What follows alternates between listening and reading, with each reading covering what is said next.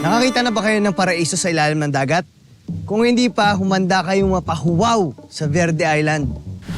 Ang Verde Island o Isla Verde sa Batangas ay isang global marine biodiversity hotspot at paboritong destinasyon ng mga mahilig sa dagat, diving at nature.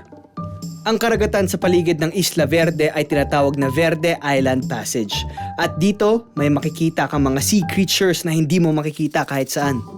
May libo-libong species ng isda, corals at iba pang yamang dagat na makikita rito sa loob ng 1.4 million hectares na areang kinakasakupan nito. Katumbas yun ng 10,000 luneta. Ang laki! Kaya naman tinatawag itong center of the center ng marine shorefish biodiversity. Napakalinaw ng tubig dito kaya kitang-kita ang napakaraming marine life. Makikita sa mga dive sites dito ang makukulay na coral gardens at underwater canyons, kung saan nakatira ang milyong-milyong isda, pawikan at iba pang kahanga-hangang species habang nagda-diving o nagsasnorkel ka. Ang nakakalungkot lang, explorers, nakaharap din ng Isla Verde at Verde Island Passage sa problema ng polusyon. Bukod sa mga single-use plastics na natatagpo ang lumalangoy kasama ng mga isda, apektado rin ang isla sa mga oil spills at iba pang problemang gawa ng mga tao.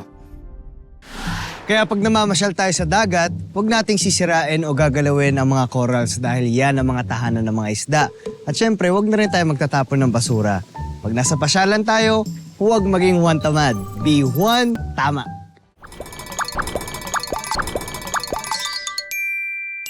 Explorers!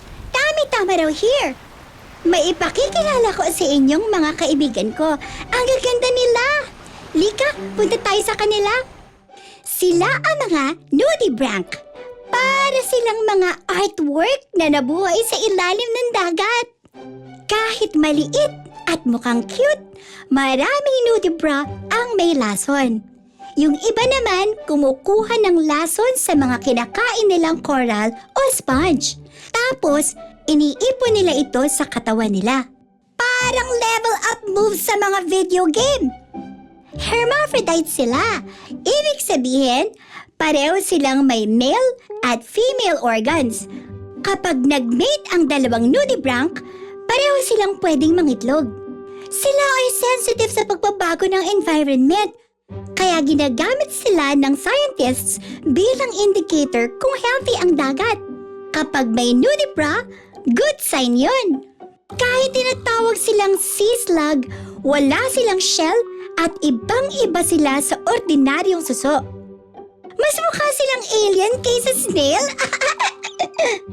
Ang dami nating pwedeng maging kaibigan sa Animal Kingdom. Kita-kits ulit tayo, explorers, sa Planet XP!